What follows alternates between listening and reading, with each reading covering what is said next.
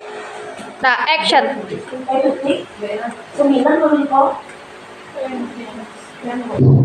Assalamualaikum warahmatullahi wabarakatuh.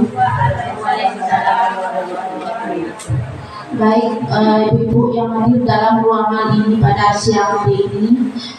Pertama-tama saya sebagai pemateri dalam budaya positif modul 1.4 mengucapkan puji syukur kehadiran Allah Subhanahu wa taala yang mana pada siang hari ini kita masih diberi kesempatan untuk berkumpul di ruangan ini.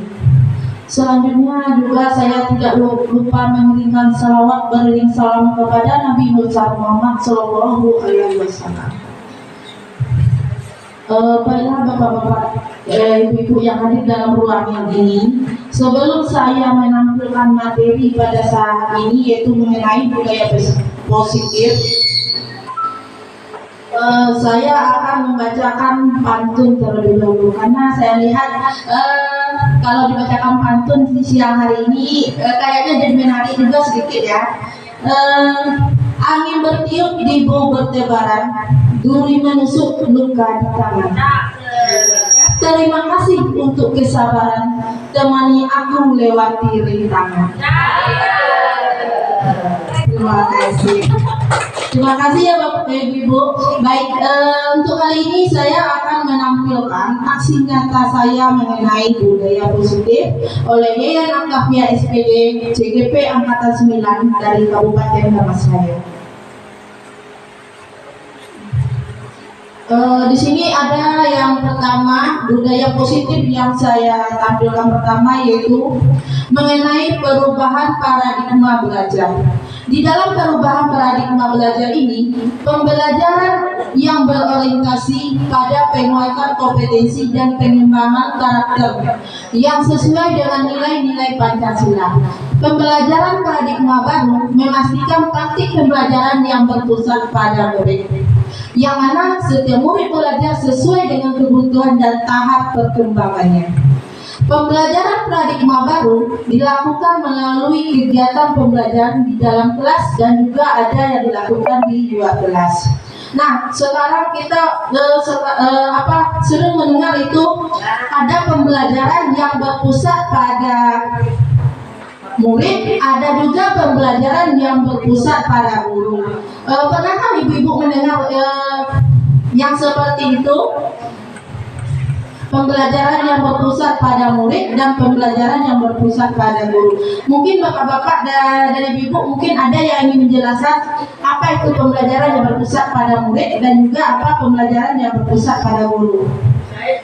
Ya, silakan ibu. Terima kasih atas kesempatannya, Bu Dian.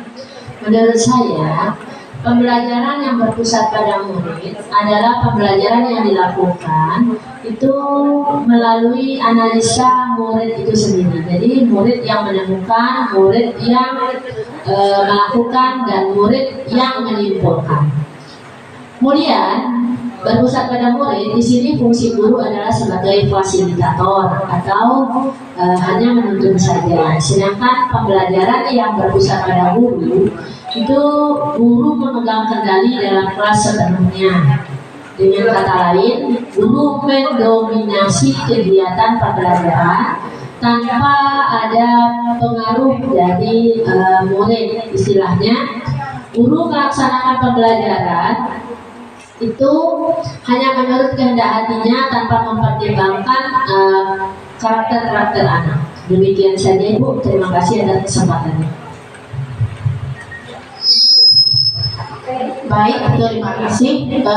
Ya, benar sekali. Pada perubahan paradigma belajar, kita sudah berubah cara belajar kita.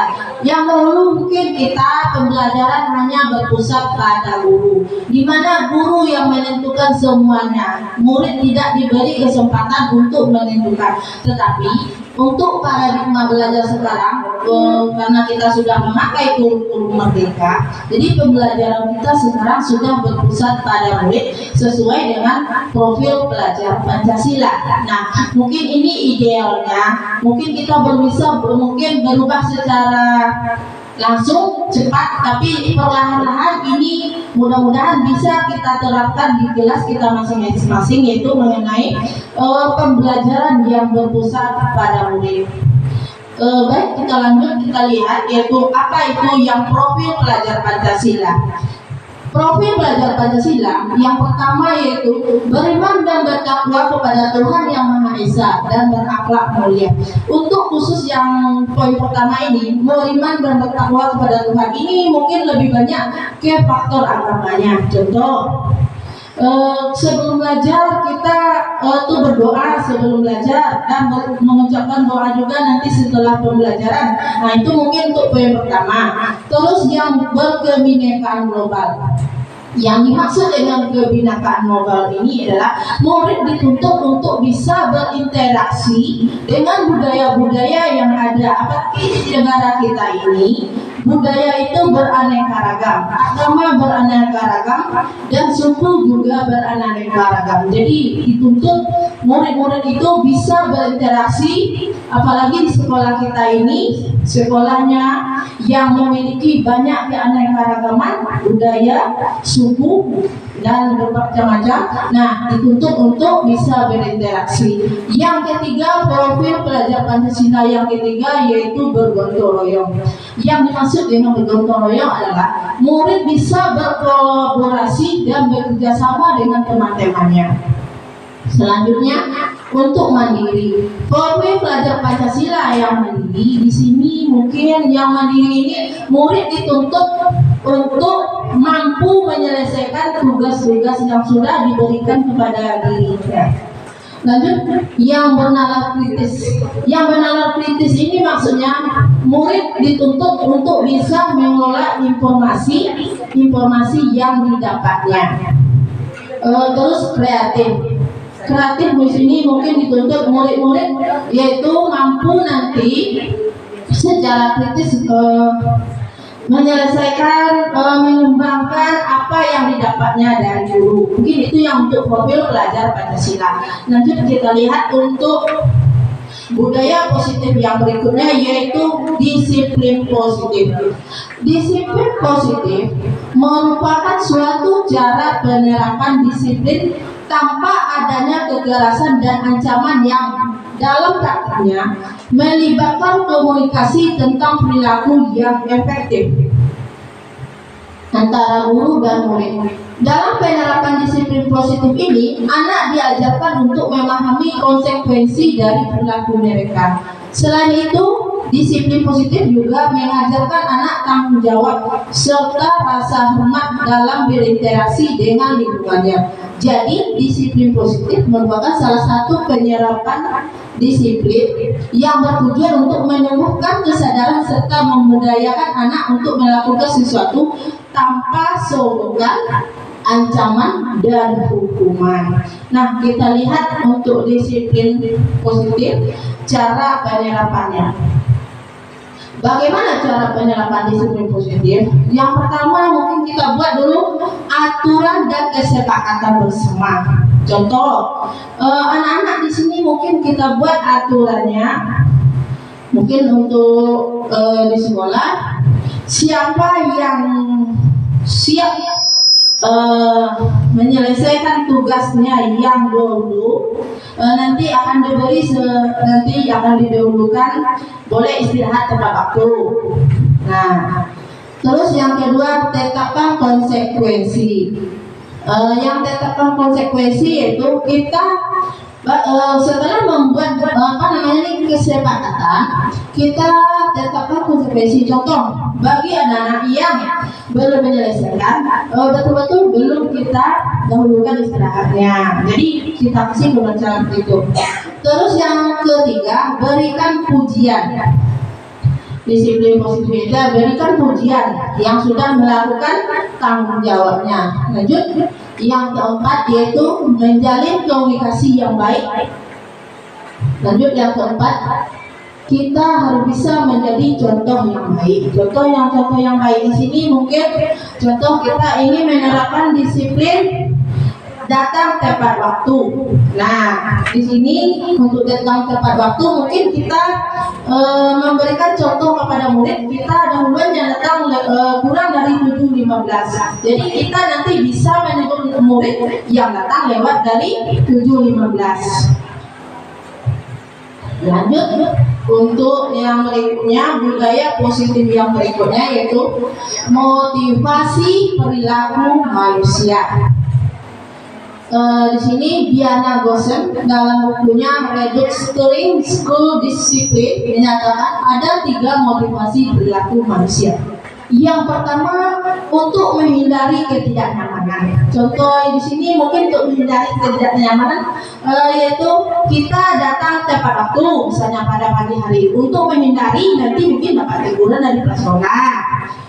Selanjutnya, untuk mendapatkan imbalan atau penghargaan dari orang lain. Nah, yang selanjutnya yaitu yang ketiga, untuk menjadi orang yang mereka inginkan dan menghargai diri sendiri dengan nilai-nilai yang mereka percaya dan atau motivasi intrinsik. Bagaimana Ibu-ibu? Ada sepanjang materi saya sampai motivasi perilaku. Sebelum saya lanjut ke budaya positif yang berikutnya, ada yang mau bertanya atau ada yang memberi tambahan mungkin? Oh, tidak ada. Baik, saya lanjut saja mungkin dulu ke yang berikutnya, budaya positif yang berikutnya yaitu kebutuhan dasar manusia. Kebutuhan dasar manusia, pertama kebutuhan untuk bisa bertahan hidup. Di sini kebutuhan untuk bisa bertahan hidup ini mungkin kita di rumah mungkin orang tua harus memenuhi kebutuhan primernya seperti makanan, pakaian, pokoknya yang berhubungan dengan kebutuhan pokok. Yang kedua, kebutuhan dasar manusia yang kedua itu kasih sayang. Jadi setiap manusia membutuhkan kasih sayang, apalagi anak-anak. Mereka itu membutuhkan kasih sayang dan rasa diterima. Kebutuhan dasar manusia yang ketiga yaitu penguasaan. Yaitu penguasaan ini adalah kebutuhan pengakuan atas kemampuannya. Anak-anak itu walaupun sekecil apapun yang dia lakukan, kalau kita berikan pujian, dia bukan main senangnya. Nah, di sini guru harus mampu melihat kebutuhan dasar manusia itu mungkin untuk penguasaan. Lalu yang berikutnya ada kebebasan. Kebebasan ini adalah kebutuhan akan pilihan. Lanjut yang selanjutnya, kebutuhan kesenangan, yaitu kebutuhan untuk merasa senang, di mana mereka senang. Mungkin kita sebagai guru mungkin bisa melihat anak-anak itu senangnya di mana, mungkin belajar di dalam kelas atau di luar kelas. Atau yang kesenangan ini mungkin kita lihat anak-anak itu yang bisa gaya belajarnya ada yang visual, ada gaya belajarnya yang visual ini yang melihat langsung. Terus ada gaya belajarnya yang audio, yang hanya bisa melalui mendengar, dia bisa nanti mengikuti pembelajaran itu. Ada yang kinestetik, gaya belajar kinestetik, yaitu melalui percobaan-percobaan. Jadi setiap anak itu mempunyai gaya belajar masing-masing. Jadi seorang guru kalau mampu nanti menemukan kesenangan belajar atau gaya belajar anak itu, pembelajaran itu bisa berjalan dengan baik. Lanjut yang berikutnya, posisi kontrol restitusi. Untuk yang posisi kontrol restitusi itu ada yang posisinya sebagai penghukum. Di sini yang penghukum contohnya bagi anak-anak yang tidak membuat PR silakan keluar. Nah, mungkin ini sering kita lakukan. Nah, berarti kalau ini sering kita lakukan seperti itu, berarti kita termasuk tipe guru penghukum. Ya, tipe guru penghukum. Lalu yang kedua, tipe guru yang berdasarkan posisi kontrol restitusi yang kedua yaitu pemantau. Guru suka memantau, mengawasi. Di di sini mungkin memantau ini hampir sama dengan mata-mata ya, suka lihat murid, ngawasi murid. Nah, jadi kalau ada salah langsung ditegur. Nah, di sini posisi kontrol pemantau ini kayaknya kurang tepat juga, karena bisa menimbulkan ketidaknyamanan pada murid, karena murid merasa selalu diawasi. Yang ketiga, posisi kontrol restitusi yang ketiga yaitu pembuat merasa bersalah. Pembuat merasa bersalah ini contohnya anak-anak ibu, contoh nih, kita kan sering berlaku seperti ini.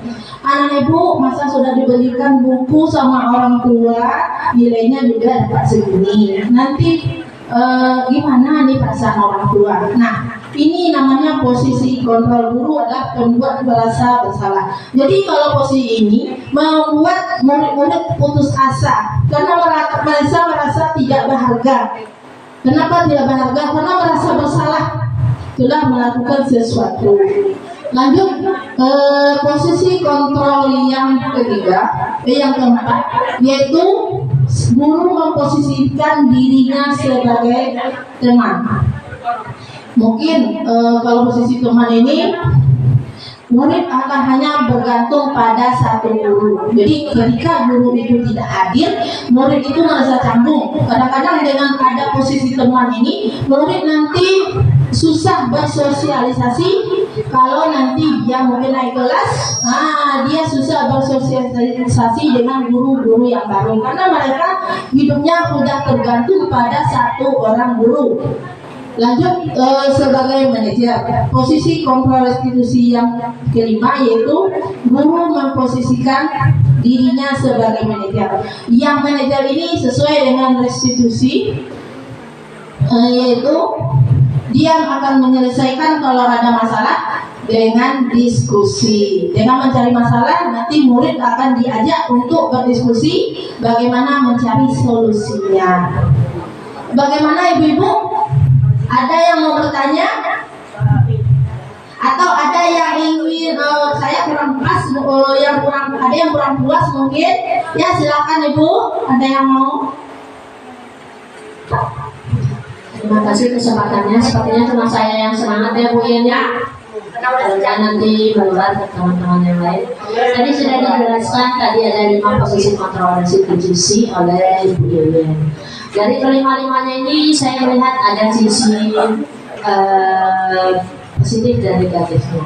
Kira-kira bisa tidak Bu Yen jelaskan kepada kami posisi mana yang paling ideal kita laksanakan dalam kelas? Terima kasih Bu Yen. Baik, saya langsung jawab ya pertanyaan dari ibu tadi. Posisi mana yang kayaknya yang ideal untuk kita sebagai guru? Kalau kita sebagai guru dari 5 posisi ini, kalau menurut saya yang paling ideal itu adalah manajer.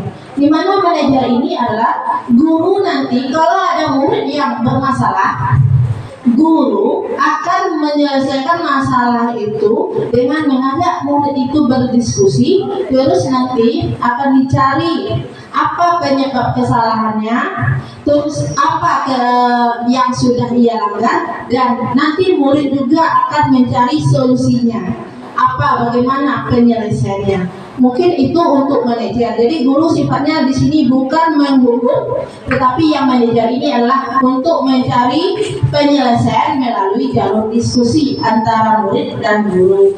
Bagaimana Ibu? Puas dengan jawabannya? Atau ada yang lain yang ingin menambahkan? Bumi mungkin?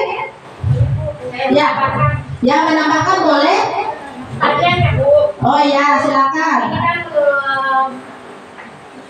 Begini Bu, ini pengalaman pribadi tentang penerapan restitusi, ya Bu ya. Sini Bu, jauh.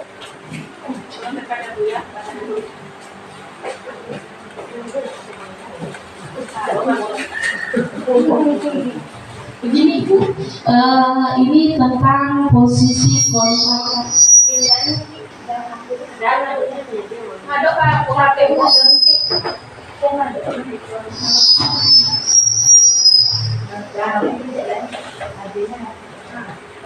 Tentang posisi kontrol restitusi, yaitu di sini kita kan guru tidak boleh menjadi penghukum ya Bu ya. Bisa kita lakukan dengan pemantau dan tidak boleh juga kita membuat rasa bersalah pada anak. Yang bisa kita gunakan yaitu pemantau, teman dan manajer. Tapi sebagai kita pemantau ini contoh, misal anak terlambat datang dan tidak berbaris, nanti kita kan menggunakan restitusi, kita tanya dulu sebab akibatnya sebagai teman dan sebagai pemantau. Namun secara tidak langsung nanti kita akan menjadi penghukum. Karena apa? Nanti kita buat dia konsekuensinya, ya kan? Nah, yang ingin saya tanyakan, bagaimana kita mencoba untuk mengurangi kita sebagai guru ini jangan jadi penghukum gitu Bu. Boleh Bu? Baik, terima kasih Bu. Baik, terima kasih ya untuk pertanyaannya. Bagaimana seorang guru itu tidak menerapkan posisi kontrol yang penghukum, khusus ini mungkin untuk anak yang terlambat ya Bu. Ya, terima kasih. Untuk anak-anak yang terlambat, kita mungkin untuk menghindari posisi penghukum ini, kita cukup melakukan 3 tahapan dalam restribusi, yaitu kita harus tahu terlebih dahulu kenapa anak itu terlambat. Harus kita selidiki. Jangan-jangan anak itu terlambat, dia pergi sekolahnya sudah tepat waktu, tetapi ada kendala di jalan. Contoh, yang pakai motor lah contohnya. Di jalan nanti motornya rusak atau bocor bannya. Kan tidak mungkin karena terlalu jauh anak itu lari ke sekolah atau jalan. Nah, tentu akan diperbaiki dulu. Jadi di sini guru harus mencari tahu terlebih dulu apa alasan anak itu terlambat. Jadi kita tidak boleh di sini langsung hukum tanpa tahu penyebab anak itu terlambat.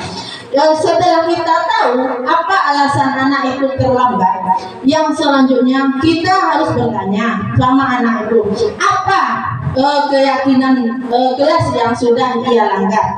Nanti anak itu karena udah terbiasa setiap hari kita membiasakan keyakinan kelas, yaitu kesepakatan kita dengan siswa. Nanti anak itu akan tahu sendiri apa yang sudah dia langgar. Kalau sudah tahu apa yang dia langgar, kita nanti akan bertanya kepada anak tersebut, bagaimana solusinya supaya kamu nanti tidak terlambat lagi datang ke sekolah. Nanti anak-anak itu akan kita suruh mencari solusinya sendiri. Mungkin dengan cara untuk yang jaraknya jauh, mungkin malam dulu dicek, minta tolong bapaknya ngecek ban motornya apa nggak ada kempes, supaya paginya dia tidak terlambat lagi, atau minyak motornya udah habis, biar gak ke terminal dulu pagi-pagi tidak terlambat. Nah, kita cek dulu, minta tolong sama anak itu, mungkin dicari solusinya mungkin dengan mengecek kendaraan yang akan dia pergunakan di pagi hari. Mungkin itu. Bagaimana Ibu Umi? Puas dengan jawabannya? Oh ya, ya boleh nambahkan. Baik Bu, dari kata Ibu tadi dicari solusinya, mungkin ditanya lagi untuk dicek malamnya ya kan Bu, gitu. Apakah nanti dari yang Ibu telah mencari restitusi, apakah Ibu kasih tindakan efek jerah atau tidak?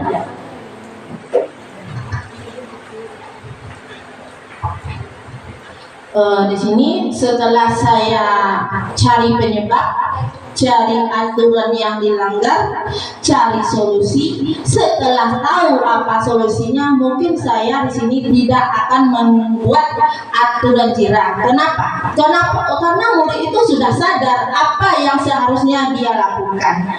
tanpa kita ada ancaman dan hukuman di sini, restitusi ini nanti dia akan paham sendiri apa yang harus kita lakukan melalui segitiga restitusi tadi. Kita sudah menunjukkan apa yang perlu dia lakukan, sudah kita diskusikan. Gimana Bu Umi, udah puas?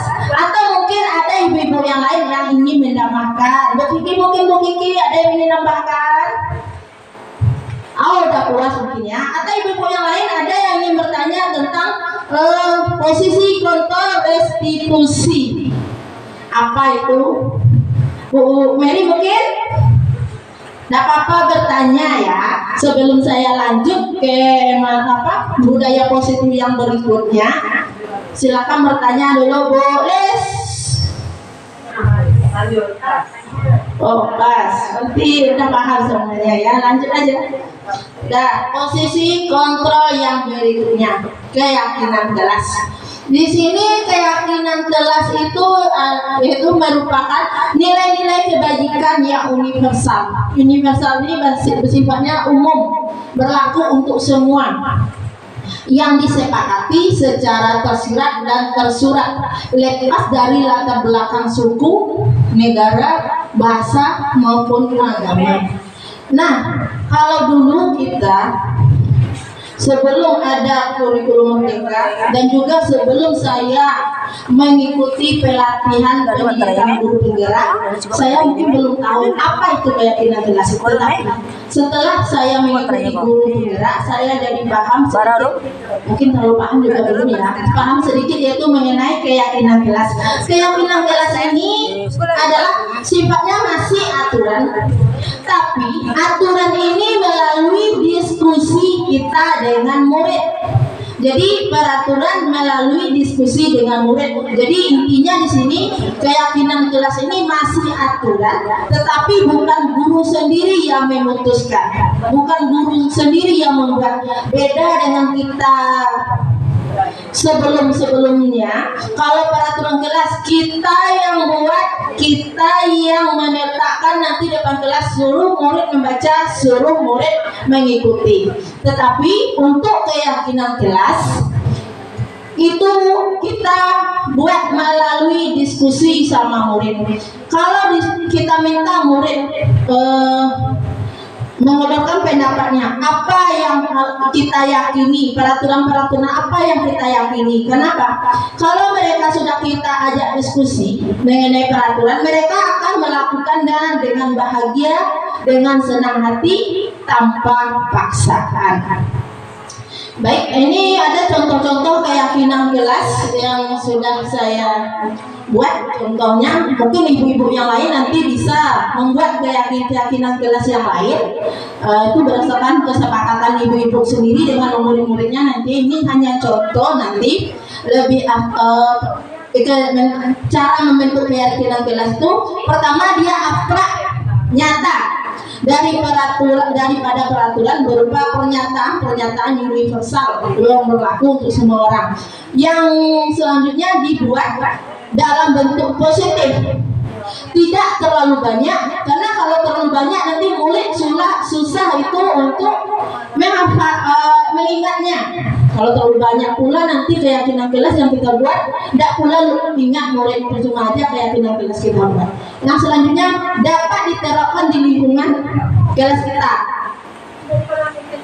Selanjutnya melibatkan seluruh warga kelas. Jadi kalau sudah keyakinan kelas, semuanya terlibat untuk menjalankan aturan tersebut. Nah, ini contohnya kalimat-kalimat keyakinan kelas. Mungkin sesudah saya memaparkan ini, ibu-ibu boleh mencobanya.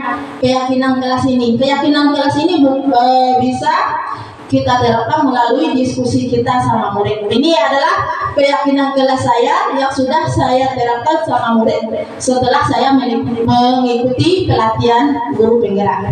Ya, pertama disiplin. Murid-murid di sini saya tuntut untuk disiplin.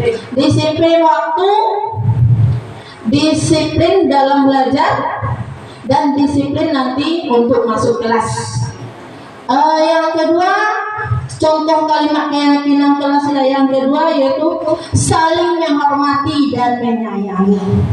Itu kesepakatan saya dengan murid. Murid yang mengajukan nanti setelah disetujui, inilah yang nomor 2, saling menghormati dan menyayangi antar sesama murid tanpa ada perbedaan agama dan suku. Kita di sini harus hidup rukun. Yang ketiga, keyakinan kelas yang ketiga yaitu mandiri. Di sini murid dituntut mandiri. Mandiri di sini adalah contohnya kalau ada kerja, tugas, misalnya membuat sesuatu, tugas menyelesaikan soal, murid nanti kita cuma mandiri ini, murid harus mengerjakan sendiri, tidak ada lagi cerita contek mencontek, contoh mencontoh. Karena kita sudah kita tanamkan keyakinan kalau kita mencontoh, kalau kita tidak mandiri, sampai kapan kita hidup bergantung sama orang lain. Jadi kita tanamkan hidup itu, sampai kapan kita harus bergantung sama orang lain. Harus kita berusaha sendiri, mandiri. Kata-kata mandiri seperti itu. Jangan hidup bergantung sama orang lain. Mandiri di sini ya. Kalau tidak mampu, tunjukkan terus terang. Jadi kita nanti mungkin bisa dengan belajar. Pokoknya kita harus mandiri. Tidak boleh ada nilai-nilai yang kamuflase. Maksud kamuflase di sini adalah nilainya 100, rupanya setelah kita telusuri, rupanya itu hasil contekan, bukan nilai dia. Ini sangat berbahaya. Kenapa? Kita akan mencetak generasi-generasi pembohong. Jadi kita tuntut di sini murid-murid kita adalah generasi yang mandiri, generasi yang jujur, generasi yang sadar akan kemampuannya. Terus yang berikutnya kalimat keyakinan kelas yang selanjutnya yaitu bertanggung jawab. Di sini yang bertanggung jawab ini mungkin kita lihat dalam mengerjakan piket kelas. Piket kelas kita sudah bagi piket kelas. Jadi murid-murid diminta bertanggung jawab dalam menyelesaikan tugas piketnya di pagi hari sesuai dengan daftar piket yang sudah kita buat. Lanjut yang ke-5, kalimat keyakinan kelas itu menjaga kebersihan. Kita ajak murid-murid itu menjaga kebersihan. Jadi kalimat keyakinan ini intinya tidak ada kata-kata konotasi tidak di depannya. Jadi kita rubah jadi kata-kata tidak itu misalnya tidak ada yang buang sampah sembarangan, kita ganti kalimatnya menjaga kebersihan. Nah, kebersihan ini kenapa saya buat juga? Karena di dalam kelas kalau kita tidak membuat keyakinan kelas, murid-murid itu nanti akan seenaknya, habis piket dia akan buang sampah lagi sembarangan. Nah, kelas kotor karena mereka merasa membuat peraturan itu tanpa dia tahu. Mereka hanya merasa terpaksa saja, ada unsur-unsur keterpaksaan. Jadi kalau seseorang mengerjakan sesuatu karena terpaksa, mereka pasti akan mencari celah di mana mereka bisa bebas. Ya, jadi kita di sini dalam membuat keyakinan kelas betul-betul kita diskusi dengan murid. Mungkin setelah keyakinan kelas mungkin nanti kita akan coba lagi membuat keyakinan sekolah. Kalau dulu kita sebelum saya mengikuti guru penggerak itu memang, atau tahun-tahun sebelumnya memang itu namanya tata tertib atau peraturan sekolah. Mungkin untuk selanjutnya kita rubah, cuma kalimatnya menjadi keyakinan sekolah melalui diskusi. Mungkin nanti keyakinan sekolah ini bersama orang tua, komite, guru, dan murid. Ini untuk keyakinan yang saya buat di depan, baru keyakinan kelas. Ini yang dipercaya di dalam kelas berdasarkan hasil diskusi guru dan kelas. Lanjut untuk budaya positif yang berikut. Nah, ini segitiga restitusi. Restitusi adalah proses menciptakan kondisi bagi murid untuk memperbaiki kesalahannya. Jadi di sini adalah suatu proses dalam memperbaiki kesalahan sehingga mereka bisa kembali pada kelompok mereka dengan dengan karakter yang lebih kuat. Restitusi juga merupakan proses kolaboratif yang mengajarkan murid untuk mencari solusi untuk masalah mereka dan membantu murid berpikir tentang orang seperti apa mereka inginkan. Nah, nih. Dan bagaimana mereka harus memperlakukan orang lain. Ini adalah segitiga restitusi. Ini adalah gunanya kita buat atau dibuat adalah untuk penyelesaian masalah tanpa hukuman, tanpa ancaman. Mungkin ibu-ibu sebagai orang tua, mungkin juga selain pada murid, ini juga bisa kita lakukan pada anak kita sendiri di rumah. Mari kita coba sama-sama menerapkan segitiga tahapan-tahapan restitusi ini. Mungkin setelah saya coba itu beberapa, mungkin awal modul 4 1 minggu ini ada masalah, sudah saya coba-coba menerapkan, tapi mungkin baru 1 minggu. Memang ada perubahan sedikit, mungkin kalau perubahan gratis mungkin kita tidak bisa tuntut lebih. Kenapa? Waktunya mungkin masih terlalu pendek mungkin ya. Untuk restitusi ini kita lihat untuk jangka panjang. Contoh, untuk murid yang terlambat tadi seperti pertanyaan Dumi tadi, bagaimana solusinya? Nah, kita ajaklah murid-murid itu untuk menyelesaikan masalah melalui diskusi. Pertama, kita tanya dulu apa alasannya. Setelah tahu alasannya, kita tanya lagi disiplin atau keyakinan mana yang sudah dilanggar. Setelah kita tanya itu, terus yang ketiga itu baru kita cari solusinya sama murid. Kita tanya sama murid, apa yang harus kamu lakukan supaya keterlambatan atau masalah ini tidak terulang lagi. Nanti murid akan memikirkan sendiri tanpa paksaan, mereka akan mengungkapkan penyelesaiannya. Nah, inilah yang segitiga restitusi. Ciri-ciri restitusi antara lain bukan untuk menebus kesalahan, namun belajar dari kesalahan. Yang kedua, ciri-cirinya yang kedua yaitu untuk memperbaiki hubungan. Yang ketiga, tawaran, bersifat tawaran bukan paksaan. Di sini kenapa paksaan? Kalau kita yang menentukan murid terlambat berdiri dekat bendera, nah itu namanya paksaan. Murid mungkin kita tanpa tahu apa penyebabnya langsung hukum. Nah, itu namanya paksaan. Yang keempat, ciri-ciri restitusi itu adalah menuntut untuk melihat ke dalam diri. Kita lihat ke dalam diri, kita tuntun murid itu, kita lihat ke dalam dirinya, apa kesalahan yang sudah dia lakukan.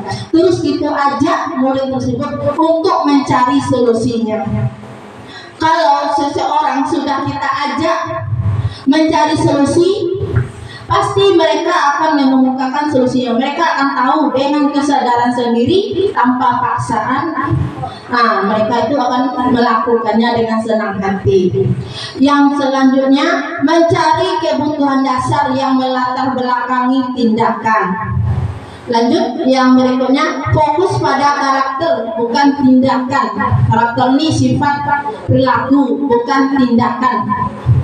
Lanjut, yang berikutnya, untuk menguatkan dan fokus pada solusi. Jadi kita di sini untuk segitiga restitusi ini sifatnya adalah mencari solusi penyelesaian masalah tanpa ancaman, tanpa hukuman. Nanti akhirnya akan timbul kesadaran sendiri bagi murid yang melakukan kesalahan. Kalau mereka sudah sadar, biasanya murid itu akan jerah sendiri karena mereka sudah sadar apa yang mereka langgar dan apa yang konsekuensi yang akan mereka terima.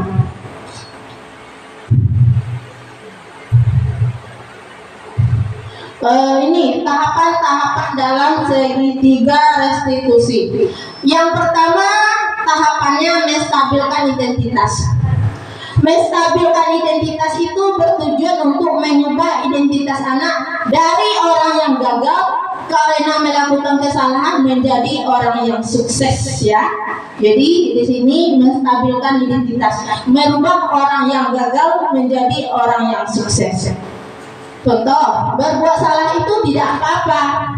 Nah, ini contoh kalimatnya. Jadi kalau sudah kita bilang seperti itu, anak itu merasa dia bukan takut, dia nanti akan ada kesadaran dari dirinya. Terus yang berikutnya, tidak ada kalimatnya, tidak ada manusia yang sempurna, semua orang pasti berbuat salah.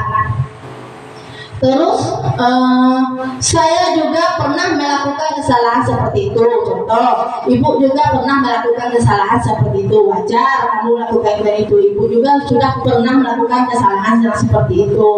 Contoh, lalu kalimat menstabilkan identitas itu, kita bisa menyelesaikan ini.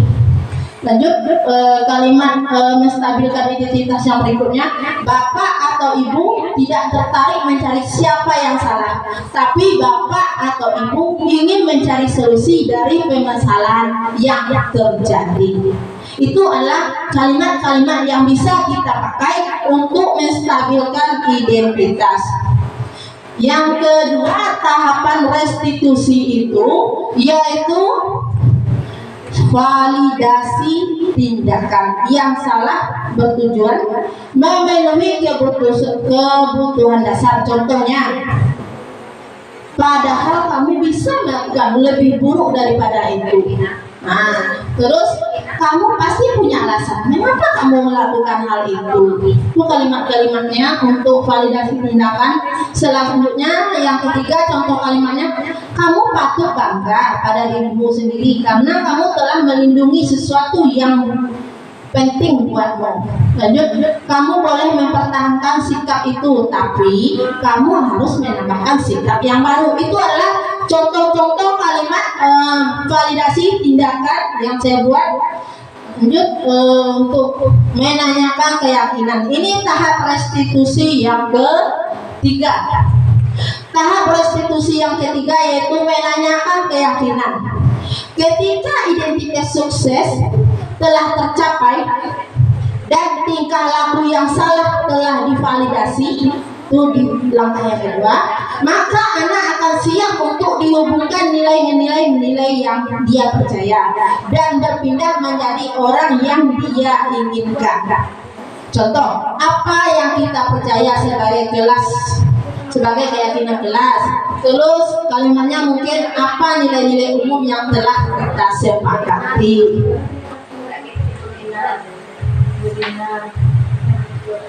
Nah, selanjutnya,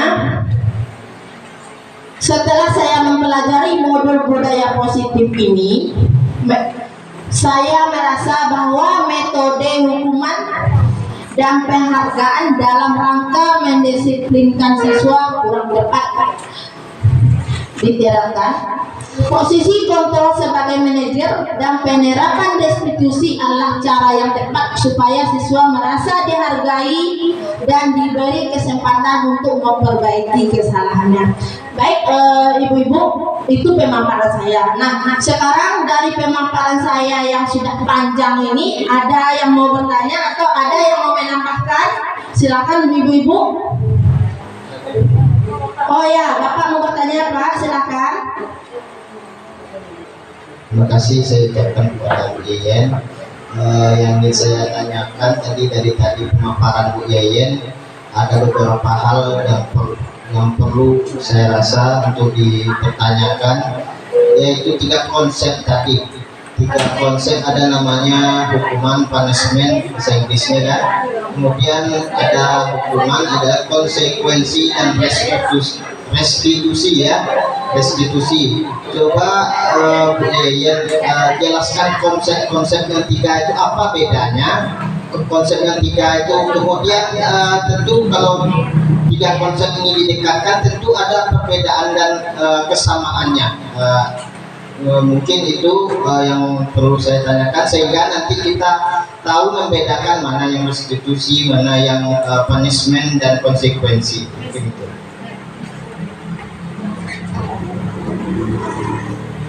Baik, sebelum saya jawab, mungkin ada yang ingin menanggapi pertanyaan dari Bapak Al. Silakan, ada yang mau? Ya, silakan Bu Lila. Silakan, waktu dan tempat saya persilakan. Assalamualaikum warahmatullahi wabarakatuh.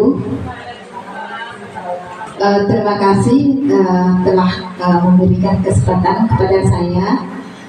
Baik, saya akan mencoba menanggapi dari pertanyaan dari Bapak Alvira mengenai hukuman punishment dengan restitusi. Jadi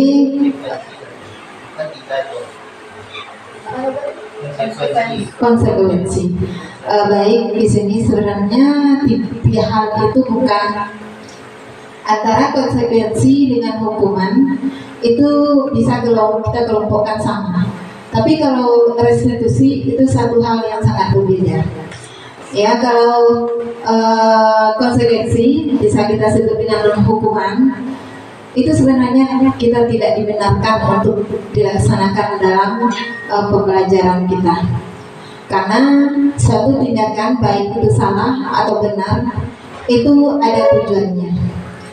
Jadi kita diwajibkan melakukan restitusi. Di restitusi inilah kita mengetahui apa alasan anak melakukan suatu kesalahan. Dari kesalahan dari siklus yang tiga proses restitusi, kita akan mengetahui apa penyebab dari anak-anak ini melanggar aturan. Kemudian kita memberikan kesempatan kepada anak itu untuk memperbaiki dirinya dengan segitiga restitusi yang kita lakukan. Mungkin seperti itu, Ibu. Terima kasih. Wassalamualaikum warahmatullahi wabarakatuh.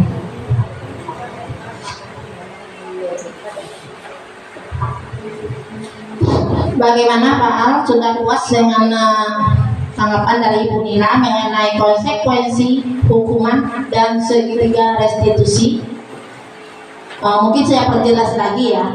Untuk konsekuensi dan hukuman itu hampir sama, cuma bedanya di restitusi. Kalau restitusi itu bersifat kita pertama sebelum melakukan sesuatu, kita akan melakukan diskusi dengan siswa tersebut melalui 3 tahapan. Yang pertama tadi sudah ada tahapan-tahapannya, yaitu ini menstabilkan identitas, 2 validasi tindakan, yang ketiga menanyakan keyakinan. Bagaimana Pak Al? Kalau menurut saya, Ya. tiga itu apa namanya tuh? Ya, saya tambahkan. Kalau menurut saya yang 3 itu sebenarnya kan permasalahannya sama, ya kan, cuma caranya aja tuh yang berbeda tentang penerapannya. Makanya saya tadi ingin penjelasan dari contohnya, tadi menjelaskan dari pengertiannya apa dulu. Tentu ada bedanya bagaimana penerapannya nanti kita kalau solusi itu saya rasa sama. Kalau walaupun dihukum, nanti kita juga minta penjelasan dari siswa. Kalau konsekuensi juga kayak gitu, apalagi restitusi. Nah, yang saya tanyakan tadi, bagaimana kita membedakan antara yang 3 itu tadi? Perbedaan tentu ada bedanya kan, ada persamaannya juga. Yaitu yang tadi persamaannya kan sama-sama tentang berhubungan dengan hukuman. Nah, gitu. Mungkin hanya demikian. Terima kasih. Terima kasih Pak Al. Ini menarik sekali pertanyaan Pak Al. Di siang yang panas ini dikasih pertanyaan yang menarik, saya jadi semangat untuk melanjutkan diskusinya. Sebelum saya jawab, ini ada 2 orang teman saya, ada 2 orang guru yang sudah siap untuk menanggapi pertanyaan dari Pak Al. Silakan, pada siapa yang lebih duluan? Oh ya, pada Bu Umi. Silakan Bu Umi. Mencoba membantu ya Bu ya. Izin semuanya, untuk pertanyaan dari Pak Al tadi, bagaimana membedakan antara hukuman, konsekuensi dan restitusi, itu Pak Al? Ya, konsekuensi kan. Ya kan? Itu Pak. Menurut saya, kalau dia hukuman itu Pak, dia langsung menjudge, langsung memberi tanpa meminta keterangan Pak. Itu kalau menurut saya. Kalau konsekuensi, dia langsung memang dicarikan solusi, tapi tetap dia memberi penghukuman. Dengan kata lain, alasannya itu efek jerah lah gitu. Belum tentu hukuman ini bisa jadi hukuman verbal, bisa jadi fisik tadi Pak. Dengan kata-kata aja itu udah hukuman gitu. Karena dia apa? Nanti kan malu nih, malu tadi kurang rasa percaya dirinya. Nah, yang restitusi itu tidak ada mengaitkan hukuman, tetapi mencari solusi dari akar permasalahan yang dihadapi olehnya. Contoh tadi yang kita bahas tadi, pertanyaan saya tadi ya Bu Yayan, anak yang terlambat. Anak terlambat ini ditanya dulu, tidak langsung menghukum, oh anak itu terlambat atau salah pakai sepatu, lepaskan, diambil langsung, jangan dipakai lagi, biar ceker aja sampai siang, atau pulang kamu, itu langsung penghukuman, menjudge anak tanpa mencari solusinya. Nah, yang konsekuensinya tadi itu tadi Pak, buka sepatu dari kesalahan dia. Itu yang konsekuensi. Nah, yang restitusi itu jauh berbeda. Dia mencari sebab akibatnya dia melakukan kesalahan itu, tetapi tidak diberikan hukuman atau konsekuensi. Cuma diberi solusi yang ditimbulkan atau kesepakatan dari anak itu sendiri. Itu Pak Al, menurut saya. Bagaimana Pak Al? Menurut pemahaman saya, kalau hukuman ini berbentuk fisik, ya, memang berbentuk fisik ya atau verbal. Kemudian kalau konsekuensi ini dalam bentuk hukuman sosial lah namanya, ya. Umpamanya dia tidak bawa tidak buat PR, tidak malu sama kawan, tidak itu. Nah, itu yang saya tanyakan. Kemudian restitusi tadi, yaitu dari artinya dia kan restitusi mengembalikan ke awalnya kan itu. Nah, jadi kita balik feedback ke permasalahan anak, kayak gitu. Nah, mungkin hanya demikian yang dapat saya pahami dari konsep itu mungkin. Nah, mungkin ada tambahan dari yang lain. Ingin yang ada yang ingin menambahkan? Nah, yang nomor 2 dulu ya. Berurutan ya Bu. Ya, karena banyak. Nah, begini ya Bapak Ibu, apa sih perbedaan hukuman, terus konsekuensi dan juga restitusi? Benar tadi yang disampaikan oleh Ibu Umi, bahwa hukuman itu adalah sesuatu hal yang kita berikan secara sepihak. Nah, secara sepihak, baik itu fisik, verbal ataupun sosial, tapi kita melaksanakannya secara sepihak, bukan menurut pertimbangan-pertimbangan dari pihak kedua ataupun dengan perjanjian-perjanjian. Tidak. Tapi hukuman ini secara sepihak. Contohnya, anak datang terlambat, langsung tanpa bertanya bagi Bu Bebo, langsung kamu terlambat, silakan berdiri di sini 2 jam. Nah, itu bentuk hukuman. Hukuman itu memang bentuknya ada seperti tadi Pak, ada 3, yaitu ada hukuman verbal, bisa dengan kata-kata, bisa dengan hukuman fisik, atau juga hukuman sosial.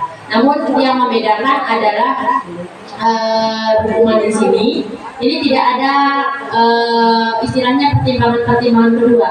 Memang murni dia dilaksanakan tanpa melihat pertimbangan-pertimbangan. Sedangkan konsekuensi itu adalah bentuk lain yang sudah kita sepakati. Nah, konsekuensi ini memang bentuknya mirip dengan hukuman, tapi sudah kita sepakati sebelumnya.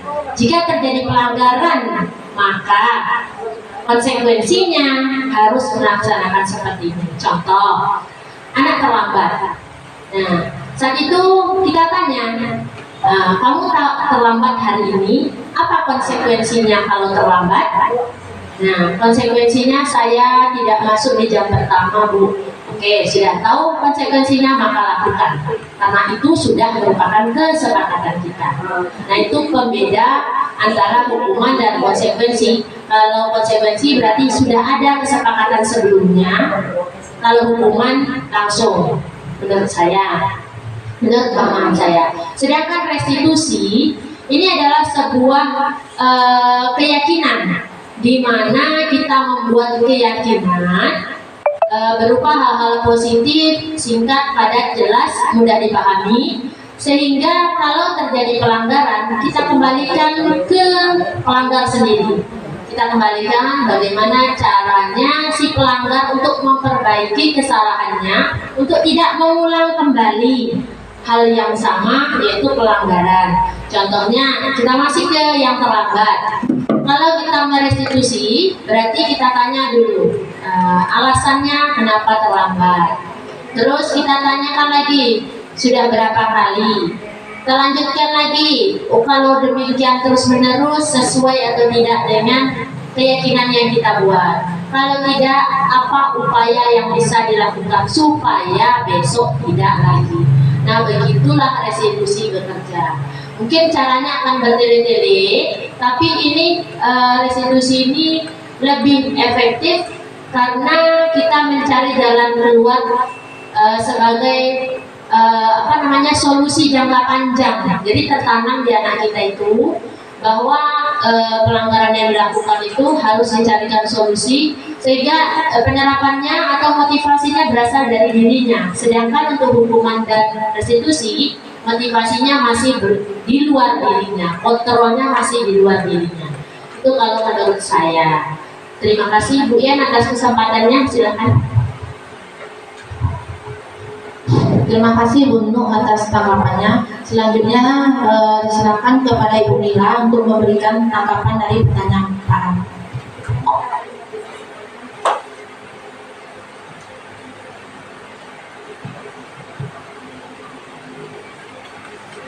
Terima kasih atas kesempatannya yang diberikan kepada saya. Mengenai hukuman, konsekuensi, dan restitusi tadi, mungkin bisa kembali kita ke 5 posisi kontrol yang kita lakukan.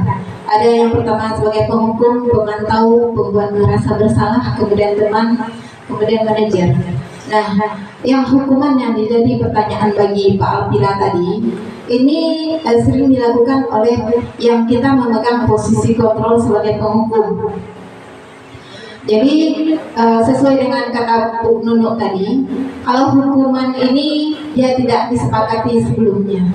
Jadi istilahnya hukuman ini bisa lebih besar dari yang dia kerjakan atau lebih kecil. Kemudian yang konsekuensi ini dari pemantau. Pemantau di mana si pemantau ini dia tegas, datar orangnya. Jadi dia mengembalikan kalau ini yang kamu lakukan apa konsekuensinya. Jadi seperti itu. Kemudian kalau restitusi ini biasa dilakukan oleh posisi yang selayaknya kita sebagai guru kita ambil, yaitu sebagai manajer. Jadi kita sebagai manajer etisnya menyelesaikan masalah yang terjadi adalah dengan melakukan restitusi tadi, 3 siklus restitusi. Jadi dalam siklus boleh Bu Yayan bantu 3 siklus restitusi. Yang pertama, mengembalikan identitas. Kadang-kala anak itu melakukan kesalahan di dalam dirinya itu saking merasa bersalahnya. Jadi kita kembalikan identitasnya, walaupun dia salah, kita anggap itu biasa. Kita manusia, kita biasa melakukan satu kesalahan. Siklus kedua, nanti kita menyadarkan dia, memvalidasi dari kesalahan itu. Apa kesalahan kamu itu? Jadi dia ungkapkanlah apa kesalahan-kesalahannya. Kemudian yang siklus ketiga, keyakinannya. Dari siklus ketiga keyakinannya dia sudah tahu kalau ini yang dilanggarnya itu keyakinannya bagaimana ke depannya. Jadi kita seolah-olah yang seperti manajer. Jadi kita bukan menghukum, bukan membuat merasa bersalah, bukan pula berperan sebagai temannya. Jadi etisnya kita sebagai guru adalah sebagai manajer. Terima kasih. Wassalamualaikum warahmatullahi wabarakatuh.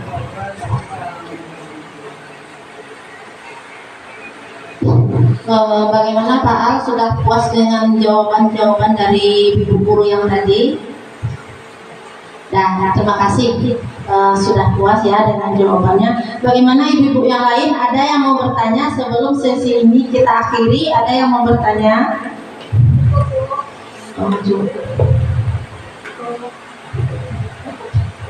Sudah cukup semuanya ya.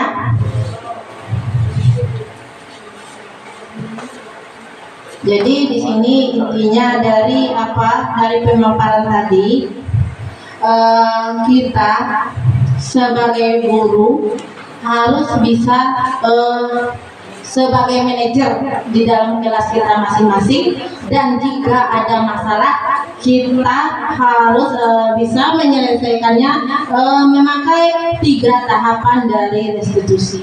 Mungkin ini awalnya akan terasa sulit, akan terasa bertele-tele, mungkin anak bersalah kita ajak bicara baik-baik, mungkin selama ini yang belum pernah kita lakukan. Nah, setelah kita mendengar materi atau pemaparan ini, mudah-mudahan bapak-bapak dan ibu-ibu semua bisa menerapkannya dalam kegiatan dan dalam pekerjaan kita sehari-hari. Akhir kata, saya sebagai pembawa materi, sebelum saya sudahi acara ini, ada pantun sedikit. Tanah luas tak ada tuannya, tombak tajam ditancapkan. Atas perhatian dan bantuannya, terima kasih saya ucapkan. Dan akhir kata, saya sebagai pemateri untuk acara pemaparan budaya positif pada siang hari ini mengucapkan Assalamualaikum warahmatullahi wabarakatuh.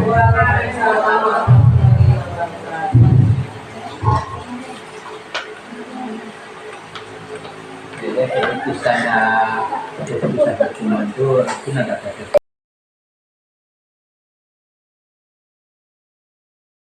Assalamualaikum warahmatullahi wabarakatuh.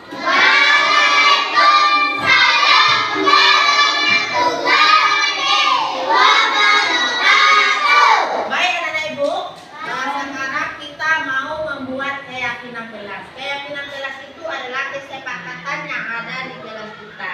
Kalau dulu keyakinan kelas kita itu dulu namanya peraturan kelas.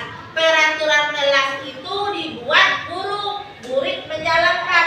Tapi kalau keyakinan kelas adalah murid dan guru berdiskusi untuk membuatnya. Ya, apa yang kita yakini di kelas kita. Nah, ibu minta apa keyakinan kelas kita yang akan diyakini untuk kelompok yang sebelah sini dulu. Belajar dengan bahagia. Berarti yang pertama kita yakini adalah belajar dengan bahagia. Bagus. Yang kedua dari kelompok sebelah ini, anak ibu sebelah sini, apa yang mau kita yakini? Ya,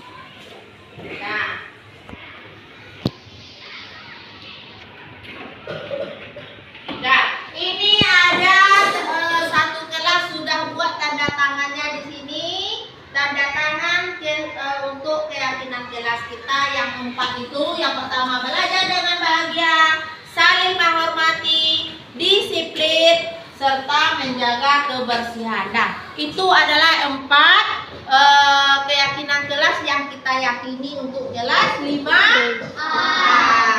Setuju dengan yang 4 ini? Setuju.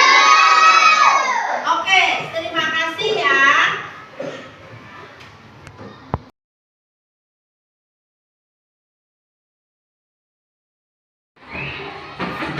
Assalamualaikum warahmatullahi wabarakatuh. Nama saya Muhammad Iqbal. Assalamualaikum, nama saya Mutiara Fasia. Assalamualaikum warahmatullahi wabarakatuh. Perkenalkan, nama saya Dihan Farmaida Silikapa.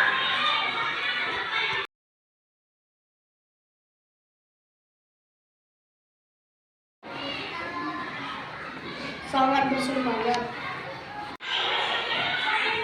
Sangat memotivasi. Sangat senang karena seru sekali.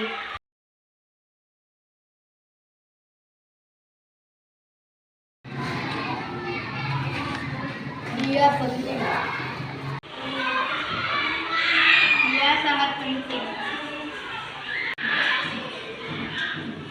Sangat penting.